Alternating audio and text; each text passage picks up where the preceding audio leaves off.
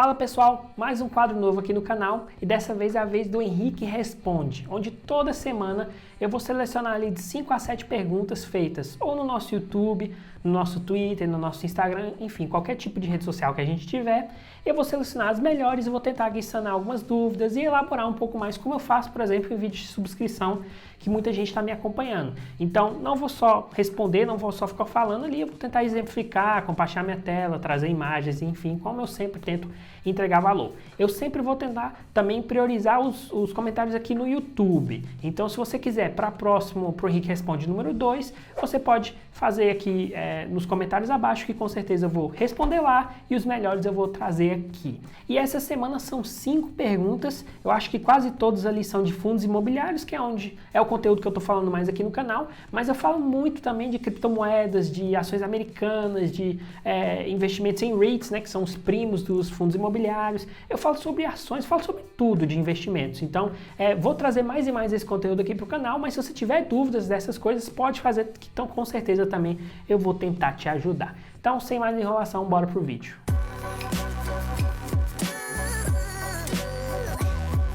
Antes de mais nada, todo vídeo aqui a gente está trabalhando com minutagem. Então, algumas perguntas aqui vai ser muito natural para algumas pessoas, outras um pouco mais avançadas e você não está interessado ou não. Então, vai ter minutagem, você pode clicar lá na descrição facilmente, você pode navegar pelo vídeo caso você queira, faça sentido para você. Então, vou deixar aqui no lado as 5 perguntas, os 5 temas, todos os temas certinho, pelo menos os temas das perguntas, que aí você pode querer ou não navegar por essas perguntas, mas cada uma delas eu tento trazer uma coisa diferente. Então, bora. Primeira pergunta, então, foi do Christian Paula. Ele perguntou, você pode falar um pouco sobre PVP, né, o preço sobre valor patrimonial?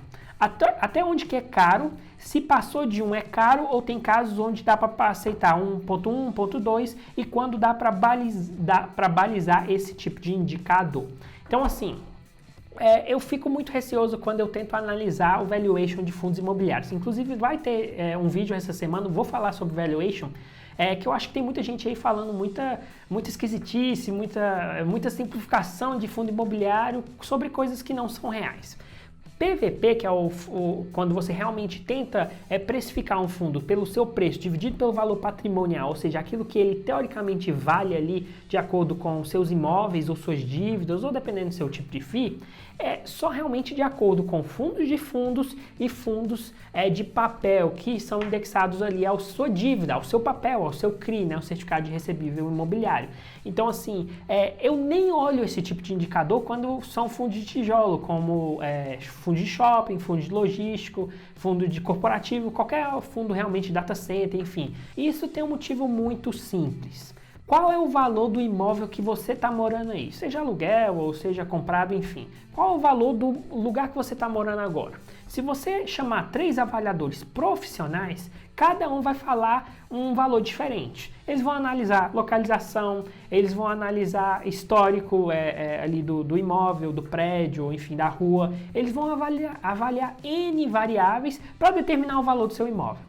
E o valor patrimonial é um conjunto ali de avaliações de vários desses profissionais para falar o que realmente vale um shopping center ali em Natal, ou em São Paulo, ou no Rio, ou diversos tipos de imóveis de tijolo que existe por aí.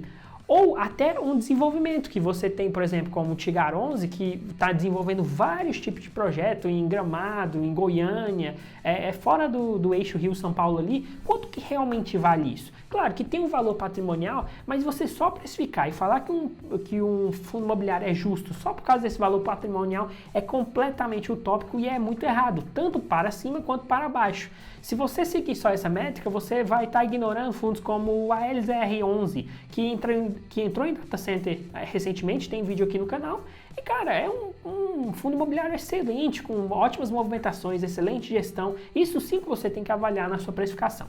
Então, respondendo objetivamente aqui o Christian, só vale em fundos de papel, porque ali sim, em fundos de fundos, é um conjunto ali de 200, 500, 1 bilhão de reais investidos nesses fundos e o preço é realmente atrelado ao seu valor patrimonial. Ou aos fundos de papel, que tem suas dívidas ali e você pagando um prêmio de 10 reais a cada 100, não faz muito sentido para mim. Eu vou até no máximo 1,1, então respondendo em fundos de papel, até 1,1 para mim é aceitável, mas eu tento chegar ali no máximo em 1,02, 1,03 0,03%, uns 2, 3% de ágio e realmente usar muito as estratégias de subscrição, por isso que eu falo muito de subscrição aqui no canal. Então, assim, PVP ignora em vários tipos de fundos imobiliários que não faz qualquer sentido e eu vou elaborar mais isso em futuros vídeos. Segunda pergunta aqui foi do Isaac Davidson. Ele falou: fala, Henrique, hoje eu tenho 5 fundos imobiliários na minha carteira. Você acha um bom número ou eu posso aumentar? Bem, essa pergunta eu acho que todo mundo meio que faz, pelo menos na sua jornada ali, se você é iniciante ou se você já passou, provavelmente você já fez essa pergunta, e é uma dúvida até para quem é mais avançado. Assim, para mim existe 2 coisas que você tem que avaliar para você determinar isso. Hoje eu invisto em 19 ativos de fundos imobiliários e estou querendo crescer.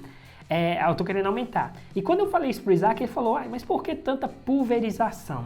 Eu achei até muito interessante essa palavra, porque para mim a pulverização de uma pessoa pode ser a gestão de risco de outra pessoa. Assim, tudo envolve, na minha opinião, 2 coisas: tempo e estratégia de diversificação.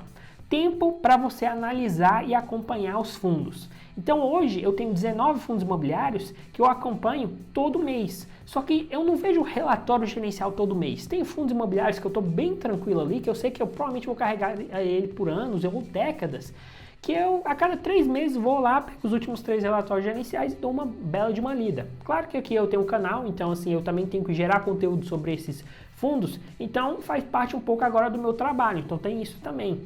Só que eu tento acompanhar muitos fatos relevantes ali, as compras, se faz sentido ou não. Então assim, acompanhar 19 tem uma complexidade. Só que tem gente que quer mais, que eu conheço que investe em 25, 28, 30 fundos imobiliários. Tem outros que querem só investir em 3 e 4, só que aí falam: poxa, eu invisto em 3 e 4, mas eu invisto ali no BCF-F11, que é um fundo de fundo que investe em outros 20. Então, nessa minha estratégia, aí entra em estratégia de diversificação, eu não invisto em fundos de fundos. Eu tenho um fundo de fundos que eu investi lá atrás quando eu comecei, está em quarentena, provavelmente assim que bater uma meta minha lá, eu vou vender.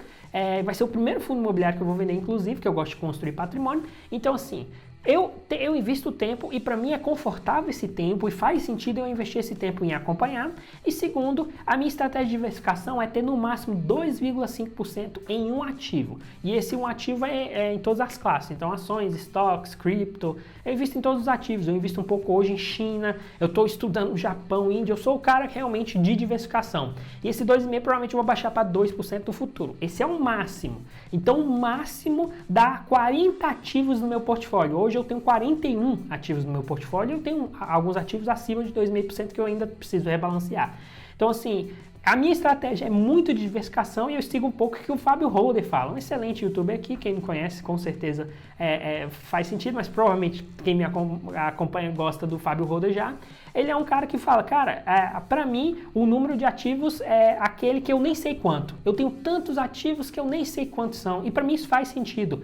Eu quero me sentir confortável, eu quero dormir tranquilamente sabendo que a minha gestão de risco está tranquila. Agora, de novo, a minha gestão de risco e o meu aceitável para você é completamente diferente. Provavelmente para você é um pouco a mais, um pouco a menos, enfim.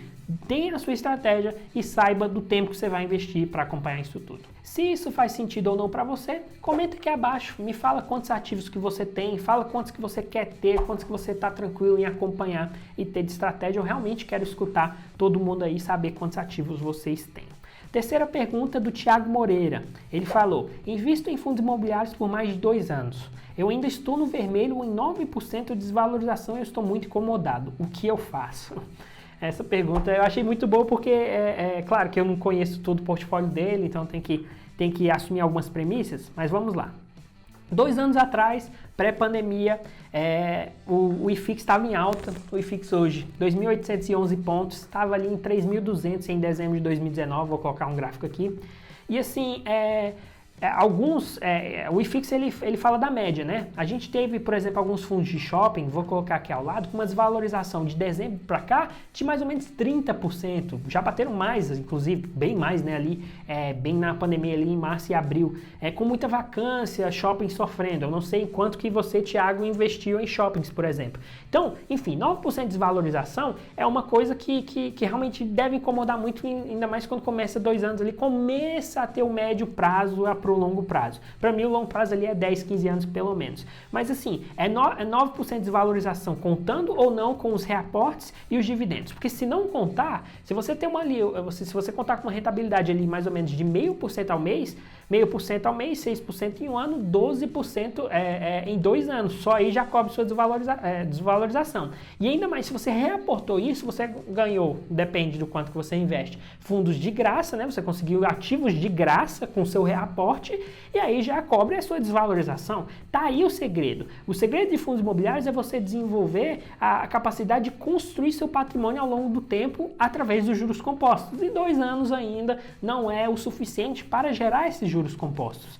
Então, mesmo que daqui 10 anos você tiver mais ou menos ali equilibrado em termos de aplicação e valorização de cota, faz os seus reaportes que você com certeza vai construir um patrimônio bem legal e aumentando a sua quantidade de dividendos que você recebe. E aí, para sua pergunta, estou incomodado. Então, assim, é difícil, né? Porque quando a gente está incomodado é complicado, eu não sei os seus sentimentos, o que você passa no seu dia a dia, mas assim, para mim, ou você desenvolve na primeira solução um mindset disso, de construção de portfólio e diversificação, você não deve investir só em fundos imobiliários, realmente desenvolver esse mindset, saber que renda variável você pode perder, Deus me livre, mas imagina se essa pandemia se agrava em outros tipos de variantes, assim, você tem que estar preparado para tudo. Então, o pior cenário dá para piorar. Então, você tem que desenvolver seu mindset que você vai construir patrimônio a longo prazo, e a longo prazo, sei lá, pelo menos uma década. E o segundo mindset é investir um pouquinho mais de risco. Aí são ações americanas, dólar, investimento na China, enfim, vários outros tipos de artifício que você sabe que 9% de valorização pode ser menos, mas pode ser mais também se eu assumir um maior risco, mas um potencial maior retorno. Então, são essas duas coisas aí que eu indico para você tentar tirar um pouco do seu incômodo e rebalancear a sua carteira. Quarta pergunta foi do Luiz Faria. Ele me perguntou sobre o IPO do VIUR11, VIUR11, o novo fundo imobiliário de renda urbana da 20. Ele perguntou se eu podia comentar sobre o IPO do VIUR11 e perguntou também se IPO vale a pena. Então, respondendo ao último aí, IPO vale a pena em fundos imobiliários? Para mim, raramente, tá? Fundos imobiliários, ele tem uma previsibilidade bem grande, quando você consegue ver ali um espaço amostral. Mas olha o que aconteceu, por exemplo, com o DEVA 11 nos últimos meses. Quem entrou ali no hype, quem entrou ali um pouco no efeito manada, sofreu um pouco e provavelmente quem entrou ali nos 130, 140 reais perdeu muita grana e às vezes até vendeu. Então, assim, você precisa dar um tempo, você precisa esperar um pouco o fundo gerar uma confiabilidade em sua gestão. Claro que é a 20 aqui, então a gente confia um pouco mais na gestão do que qualquer tipo de gestora que entrar por aí, mas assim, tem os imóveis que ele precisa realmente ver qual vai ser o cap rate certinho, o que vai entrar de dividendos ali, se faz sentido para você ou não. Então, para mim, raramente faz sentido. Só em algumas estratégias de fundos, talvez, que eu falei lá do SNF F11, que foi uma ótima, um ótimo IPO, na minha opinião. Então, assim, são raros os casos, para mim, geralmente não. Isso também é ação, mas em outro tipo outras variáveis. E agora, falando especificamente do VIUR11, são poucos ativos ainda, são ativos que têm um alvo de educação, de saúde, de renda urbana, varejo, e isso para mim é excelente e é um tipo de segmento que vai desenvolver muito no longo prazo. Inclusive, eu provavelmente vou fazer um vídeo só de VIUR11 nas próximas semanas, realmente, porque eu estudei muito para responder essa pergunta aqui, para ver se faz sentido esse tipo de fundo imobiliário, que faz sentido para mim na minha carteira. Então, estou procurando um outro HGRU11, vamos dizer assim, que possa fazer sentido aqui. Só que os ativos que eles compraram, na minha opinião, foi um pouco caro. Eu vou botar aqui um gráfico na tela de um dos imóveis, que é aqui de Brasília. Eu moro em Brasília e eu conheço uma pessoa que, inclusive, trabalha nesse imóvel, tá? É um parente. E o inquilino desse imóvel é a Secretaria de Educação do Distrito Federal. Inclusive, esse imóvel é bem perto aqui de casa, já foi até uma concessionária de veículos. Isso é bom porque, assim, o imóvel ele pode ser readaptado para muitas coisas no longo prazo. Então, excelente. Só que, passando por lá e vendo a imagem, cara, 48 milhões, R$ 3.000 quase por metro quadrado ali, não faz muito sentido para mim. Não é a região mais privilegiada de Brasília, não é ali perto da saída sul do plano piloto, enfim. É um dos vários imóveis, evidentemente, é só um dos imóveis lá, mas como aqui de Brasília eu consegui ver e pelo que eu estou pesquisando, outros imóveis tendem a ser a mesma coisa. E outra coisa, risco de crédito com a Secretaria de... qualquer secretaria aqui de educação, mas qualquer tipo de governo tem seu risco. E eu soube que, por exemplo, nem a internet o governo está pagando regularmente em alguns desses órgãos, pelo menos aqui em Brasília. Isso é uma coisa que de fato eu sei, não vou me estender, mas a gente tem um risco de crédito. Então, quando a gente sabe que o inquilino tem um risco maior, cerca de 63% dos imóveis agora está alocado direto para a educação. A gente está falando muito de governo. Não ali entrou muito em varejo ainda. Eu acho que é um fundo que tem enorme potencial, mas cara, eu quero dar muito tempo ainda. Eu provavelmente vou esperar pelo menos 1 ano e meio, 2 anos para realmente avaliar se eu entro ou não nesse fundo imobiliário. Em fundos de tijolo você não precisa correr muito, principalmente com outros com espaço amostral bem maior. E agora a última pergunta. Essa pergunta eu poderia selecionar entre várias pessoas, que realmente é o assunto mais badalado da última semana aí, que é sobre a tributação dos dividendos, né? O Fábio perguntou aqui sobre tributação de dividendos deve afetar demais os preços de fundos imobiliários? E faz sentido o governo realmente taxar os fundos imobiliários? Então, são duas perguntas ali em um. E assim, eu não sei até onde vai afetar o preço dos fundos imobiliários. Eu acho que vai afetar sim razoavelmente, inclusive eu acho que já está afetando. Eu sempre falo, precifique o futuro. E a gente está vendo algumas quedas ali, talvez um pouco sem exato motivo. Claro que é renda variável, isso acontece, mas a gente tem fundos XPLG 11, RBRP 11, fundos que não pagam tanto de dividendos como outros fundos, né, incluindo os fundos de papel que está entregando acima, eles estão diminuindo um pouco, também tem aumento da taxa Selic, tem várias variáveis. E assim, a tributação de dividendos com certeza é um dos que devem afetar os preços. E eu vou falar uma coisa que é uma opinião minha, tá? Eu vi uma pessoa já falando isso, é uma opinião não tão aceita, vamos dizer assim, eu acho que é um pouco polêmica, mas para mim a tributação de dividendos vai acontecer alguma hora, seja agora, seja daqui 2 anos, seja daqui 5 anos. Isso é uma coisa que vai acontecer, é natural. Já uma conversa está tendo faz muito tempo, faz pelo menos 7 anos. E assim, se vai acontecer, para mim que aconteça logo. Aí você fala, poxa, mas que absurdo, eu vou desvalorizar meu patrimônio, então já vou vender e aproveitar a baixa. A gente não sabe do futuro. O que acontece? Eu só construo patrimônio. Se tiver a tributação e os preços diminuírem, oportunidade para você comprar. Tenha caixa, tenha reserva de oportunidade, pouco, mas tenha. Para mim faz sentido ter um pouco, não 25%, como algumas pessoas falam, mas eu reservo ali entre 7% e 10% do meu patrimônio em reserva de oportunidade. Então assim, se você sabe que isso pode acontecer, isso deve acontecer, para que esperar lá no longo prazo, quando o IFIX tiver 3.500, 4.000 pontos, sei lá, pode ser que aconteça isso, e aí você vai vai acabar comprando mais caro. Se diminuir, eu acho que é uma oportunidade, poucas pessoas estão pensando dessa forma. E se faz o sentido o governo taxar, na minha opinião, cara, sinceramente não. Pelo simples motivo, o mercado de imóveis no Brasil está crescendo muito, né? O fundo imobiliário está realmente financiando todo esse crescimento. E com todo esse crescimento acontecendo, gera tanto emprego que a gente nem pensa, né? Só nos fundos de desenvolvimento é tanto emprego que é gerado, é tanto desenvolvimento econômico. Você já ouviu falar de Extrema Minas Gerais antes de estudar fundos imobiliários? Obviamente algumas pessoas sim, mas eu nunca. E aí eu fui realmente estudar isso, aquele do XPLG também, que o Cajamar. Tem várias cidades logísticas, cidades crescendo, oportunidade de vários níveis em engenharia, em arquitetura, em fundos agro, agora data center, enfim, tanta oportunidade financiada através de fundos imobiliários. E para que você vai tentar taxar isso, frear isso um pouco, o ganho ainda é muito pouco. Os fundos imobiliários estão crescendo bastante e eu acho que faz sentido daqui a muito tempo ainda, daqui a 10, 15, 20 anos aí, para mim faz sentido. Mas obviamente o governo aí tá tentando recursos de qualquer lado, mas para mim você ganha de um lado, mas vai perder obviamente, de outro, então para mim não faz sentido. Então, respondendo as duas perguntas do Fábio. Com certeza esse é um tema que eu vou falar mais aqui no canal, que eu vou desenvolver mais, tentei responder objetivamente, mas assim, não pense como a tributação de dividendos o último motivo que você vai fazer você sair. Claro, você não investe em fundos imobiliários porque você tem isenção de dividendos. Realmente, fundos imobiliários têm uma peculiaridade muito grande, previsibilidade de caixa, várias vantagens em termos realmente de rentabilidade comparado com comprar imóveis mesmo. Você pode comprar cotas, enfim, tem várias vantagens que isso aqui vai ser uma coisa chata, vai ser um empecilho, vai diminuir um pouco, mas tomara que seja feito de uma forma coerente, talvez até com uma classe nova de ativos. O Baroni está falando disso, talvez com tudo que a gente já comprou agora não ser taxado e no futuro com uma nova classe ser taxado, talvez